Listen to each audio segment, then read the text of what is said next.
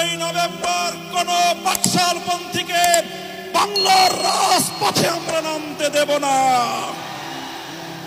যদি কেউ নামবার অপচেষ্টা চালায় আমরা তাদেরকে রাজপথে মোকাবেলা করব ইনশাআল্লাহ।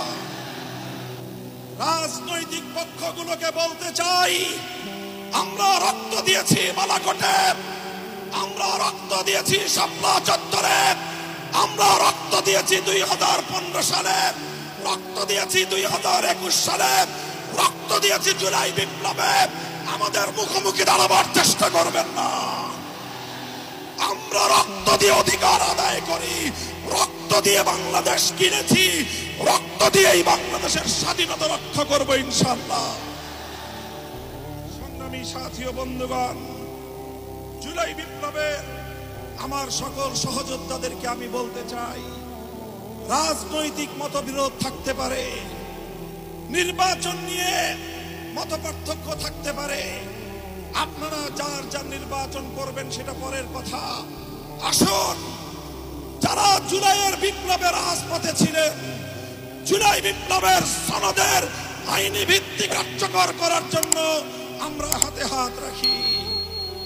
সংগ্রামী সাথী ও বন্ধুগণ, সর্বশেষ বক্তব্য, আগামী 13 তারিখ জুলাই সনদের গণভোটকে কেন্দ্র করে সরকারি সিদ্ধান্তের দিকে আমরা তাকিয়ে আছি।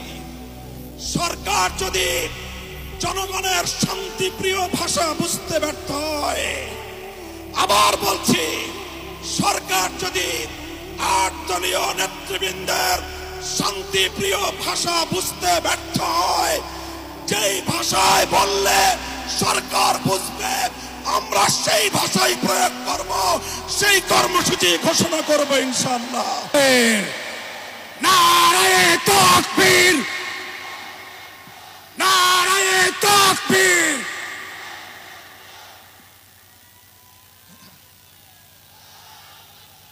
আসসালামু আলাইকুম ওয়া রাহমাতুল্লাহ।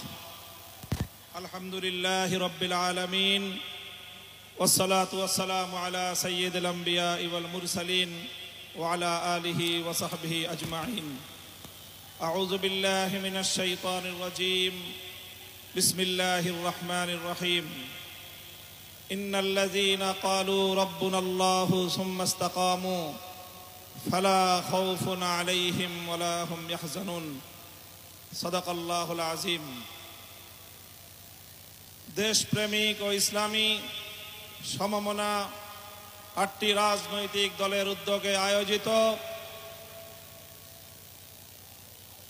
জুলাই সনদ বাস্তবায়নে নির্বাচনের পূর্বে, জাতীয় নির্বাচনের পূর্বে গণভোট আয়োজনের দাবি সহ 5 দফা গণদাবিতে আজকের এই জনসমুদ্রে পরিণত গণসমাবেশে উপস্থিত সংগ্রামী সভাপতি হযরত পীর সাহেব চরমনাই, মুফতি সৈয়দ মোহাম্মদ রেজাউল করিম, উপস্থিত আজকের এই গণসমাবেশের উপস্থিত সংগ্রামী প্রধান অতিথি বাংলাদেশ জামাতে ইসলামীর মোহতারাম আমির জনাব ডক্টর শফিকুর রহমান সহ জাতীয় নেতৃবৃন্দ, সমবেত 8 দলের নেতাকর্মী ও সংগ্রামী দেশবাসী,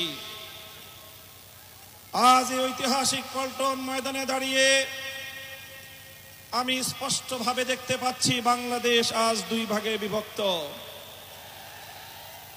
এক ভাগ 72-এর বাকশালপন্থী, আরেক ভাগ জুলাইয়ের বিপ্লবপন্থী। আজ বাংলাদেশের প্রতিটি রাজনৈতিক দল এবং পক্ষের কাছে আমার সুস্পষ্ট জিজ্ঞাসা, সবাই যার যার অবস্থান পরিষ্কার করুন। হয় আপনি জুলাই বিপ্লবের পক্ষপাতী, আর না হয় আপনি 72-এর বাকশালপন্থী।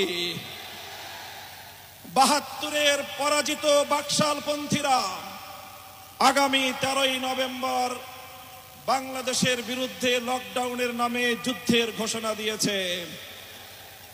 আমি ঘোষণা করতে চাই, সংগ্রামী সাথী ও বন্ধুগণ, 2024-এর জুলাই বিপ্লব সহস্রাধিক তাজা প্রাণের রক্তের বিনিময়ে অর্জিত এই বিপ্লব।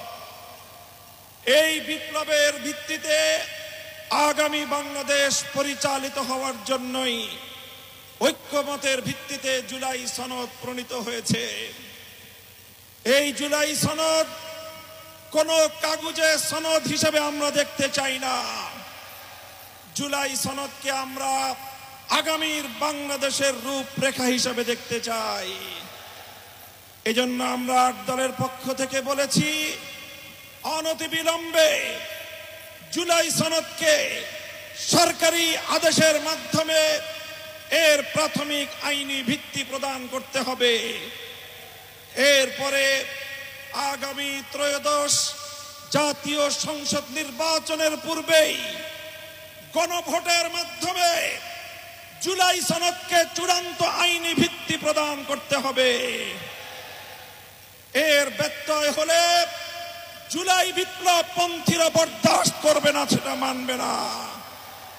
আমরা সুস্পষ্ট ঘোষণা দিতে চাই, আমাদের জুলাই যোদ্ধাদের, জুলাইয়ের বিপ্লবে শাহাদাত বরণকারী বীর শহীদদের রক্ত মারিয়ে জুলাই বিপ্লবের, জুলাই সনদ বাস্তবায়নের গণভোট ছাড়া বাংলার মাটিতে আমরা আর কোনো কিছুই হতে দেব না।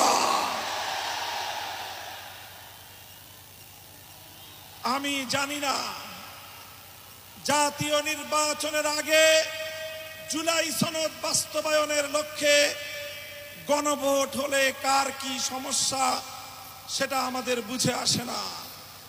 আমাদের সমস্যা হলো জুলাই সনদের গণভোট ছাড়া যদি জাতীয় সংসদ নির্বাচন অনুষ্ঠিত হতে থাকে, জাতীয় সংসদ নির্বাচন যদি তফসিল ঘোষণা হয়ে বাস্তবায়িত হয়, অনুষ্ঠিত হয়, সেখানে অনেকগুলো বড় বড় জটিলতার সৃষ্টি হবে। তার মধ্যে অন্যতম একটি হলো দ্বিকক্ষ বিশিষ্ট জাতীয় সংসদের উচ্চ কক্ষ কিভাবে গঠিত হবে, কিভাবে রাজনৈতিক দলগুলো তাদের নির্বাচনী ম্যানিফেস্টো তৈরি করবে, জাতির সামনে তারা তাদের উচ্চ কক্ষের 100 সদস্যের তালিকা কিভাবে প্রকাশ করবে, এই সকল বিষয়ের কোনো সদুত্তর তাদের কাছে নাই। যারা জুলাই সনদের গণভোট জাতীয় সংসদ নির্বাচনের আগে অনুষ্ঠানের ক্ষেত্রে বিরোধিতা করছেন, আমরা তাদের সমস্যার কথা জানতে চাই। কোনো যুক্তি নাই, কোনো যুক্তি নাই। তারা জুলাই সনদের বাস্তবায়নকে ঠেকিয়ে দিয়ে বাংলাদেশে আবার ফ্যাসিবাদ কায়েম করবার ষড়যন্ত্র করছে। পরিষ্কার ঘোষণা করি, রক্ত দিয়ে যেই ফ্যাসিবাদ বিদায় করেছি, প্রয়োজনে আবার রক্তের সাগর প্রবাহিত হবে, বাংলার মাটিতে ফ্যাসিবাদ